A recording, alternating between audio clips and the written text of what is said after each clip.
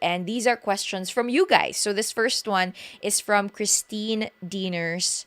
And her question is early 20s career phase, which should weigh more between experience and money?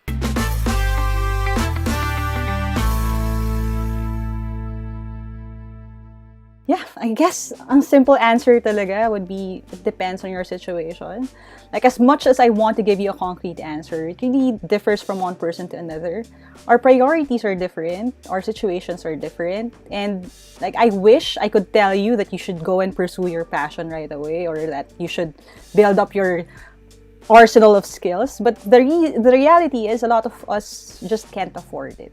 And I think that's a good place to get started when we talk about this, Joyce. During the time that I was in my early 20s, ang conversation palagi ay, just follow your passion. Yeah. Just follow your passion and the money will come. And, I was there. I was a singer. I've been working in the band industry. Nagigig ako. Sabi ko, the money is not coming, guys.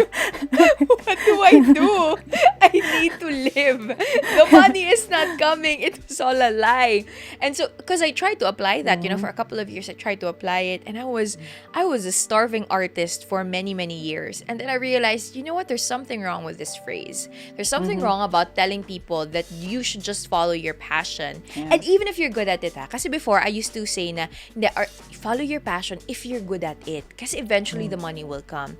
But then I realized also, I had so many friends and contemporaries who were so good at what they did, so passionate about what they did.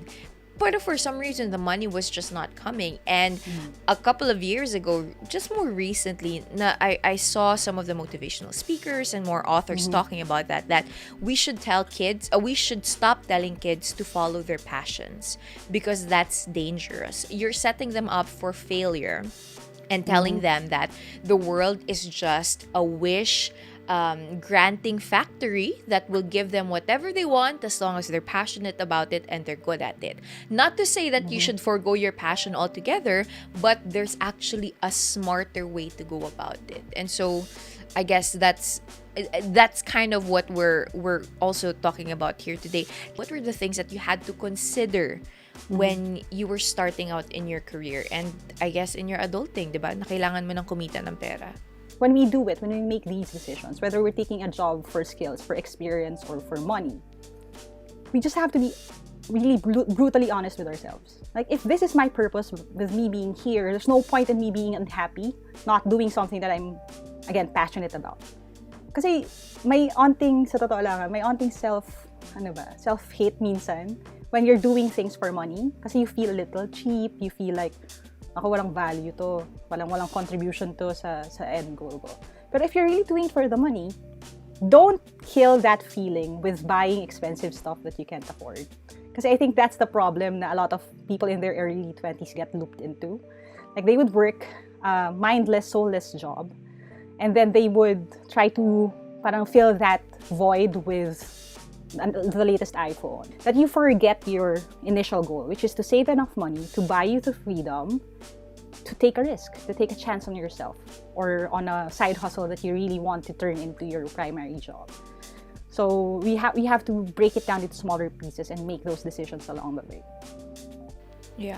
And I think, just going back to what you said, which is like, really knowing ano ba talaga yung gusto mo, 'di ba? Kasi you cannot answer this question, experience or money, without answering first, ano ba talaga yung kailangan mo? You have to ask yourself, what do I need and what do I want in the long run, not right now? Because I think the reason why we get stuck in this question is you're stuck in this question because you're thinking short term, 'di ba? Na okay, may enjoy ko ba 'to? What will happen to me pag di ko nagustuhan yung mga office mates ko, 'di ba? Or gagaling ba ako sa trabaho ko?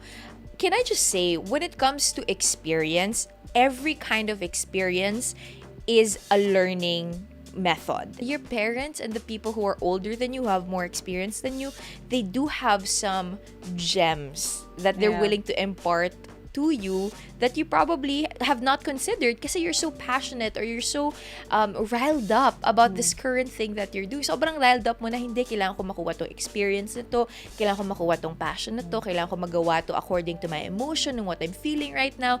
But honestly, when you're in your early 20s, especially because, di ba, pagkatapos mo, it's so weird, like, pagkatapos mong mag-high school, wherein wala ka pa masyadong alam sa buhay. Like, the most exposure that you probably had is, for me, nung nagre-research kami for our project in third year, fourth year, for our research subject, pwede kang pumunta sa UP at may access ka sa libraries nila, di ba? Tapos, yun na yun. That's the most experience. And then you're asked to like, so what do you want to do for the rest of your life? Like, choose a course that you want to do for the rest of your life. And you just don't know, right? So it's kind of the same with picking a job, that there are people who can help you make that decision. Your mom helped you make that decision, diba? And helped you see na, oh nga no, pero pwede pala, may ibang option pala na pwedeng gawin. There's a bit of freedom na gusto kong ibigay by saying this. Hindi siya laging straight line. It doesn't have to be a direct path to where you're supposed to be. Kasi even in my story, and I know in yours too, Joyce, right? There were a lot of detours, a lot of weird paths, a lot of actually years of me walking sa isang path. Tapos dead end pala siya, so I had to retrack my steps. But again, it's the discipline of walking that made me strong enough to be where I am right now. Ang realidad, even if we are again working sa passion natin, doing all the things we have to do, ticking all the right boxes, meron pa ring aspect na hindi natin nakokontrol eh. Kasi someone can do exactly what you do, Joyce, right? Be in your exact same position, have the right set of skills, and not achieve that level of success. Yun ang realidad eh. Life is unfair. Diba? There are people who are way better than me at teaching, speaking, and doing all the things that I do, who have better production value, who can have 3D animation when they speak or teach. But, for some reason, diba? Still some people gravitate towards me. Like, it's the reality of life. So when you start thinking na, okay, let me just give myself a chance, and then if it doesn't work out, just pivot. Have the freedom na, okay, maybe this is just going to be part of my journey but not my end goal. It helps you keep yung anxiety off of your 20s, which is, as I recall, a very difficult time talaga in life. And you know what we're talking about is actually something that business owners and business leaders talk about all the time, which is adaptability and agility. That's it. Those are two things na kailangan mo sa buhay. Adaptability and agility will help you succeed in life. And that's what we're talking about here. That sometimes iniisip natin yung external thing, which is experience and money. Yung money, obviously, if you need it, then go for a job that will give you more money. And then think of the experience as a byproduct, as something that, okay, I'll get that, diba? Kung di mo naman kailangan yung money, then go on ahead and head for experience, right? But whatever it is, you have to be agile and adapt. Because as you mentioned, Coach, it's never linear. Being an adult, you will realize, is never linear. You being in a job that you like, that, you're getting experience from, and money from, could instantly be taken away from you. I'm not trying to give you anxiety because that gives me anxiety, the uncertainty of it all. Pero totoo eh, di ba? So, ang skill na kailangan mong pag-isipan is not even being able to get as much experience as you can or get as much money as you can, but be as agile and as adaptable as you can be, because that will be the secret to your success. It's not your